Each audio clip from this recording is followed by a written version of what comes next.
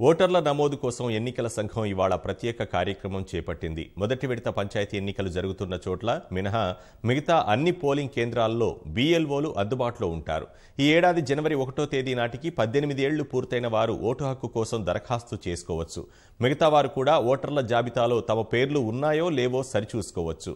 రాష్ట్ర వ్యాప్తంగా ఇప్పటివరకు కొత్తగా ఓటు హక్కు కోసం 13 లక్షలకు పైగా దరఖాస్తులు వచ్చినట్లు రాష్ట్ర ఎన్నికల ప్రధాన అధికారి రజత్ కుమార్ తెలిపారు. ఓటు నమోదుపై కుటుంబాలకు లేఖలు కూడా రాస్తున్నామని, వారి నుంచి స్పందన వస్తోందని వివరించారు.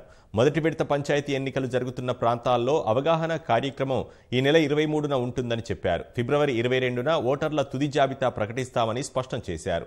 మరోవైపు గ్రేటర్లో ఓటర్ల పేర్లు తొలగింపుపై అందిన ఫిర్యాదులను పరిష్కరిస్తామని జీహెచ్ఎంసీలో నిర్వహించిన సమీక్షలో రజత్ కుమార్ హామీ ఇచ్చారు.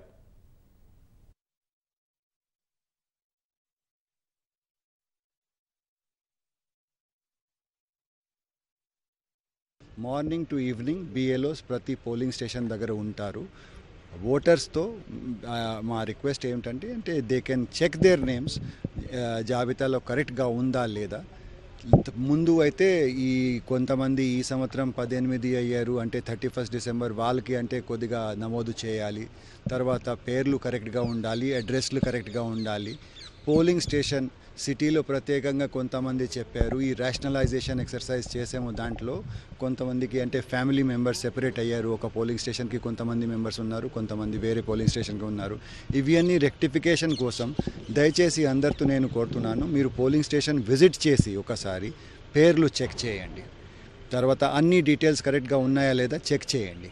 ఏమైనా అంటే తేడా కావాలి అంటే చేంజెస్ కావాలి అంటే మీరు దయచేసి మళ్ళీ కరెక్ట్ ఫామ్ ఫిలప్ చేయండి. 6 కానీ 8 కానీ 8A చేసి గెట్ ది రెక్టిఫికేషన్స్ డన్.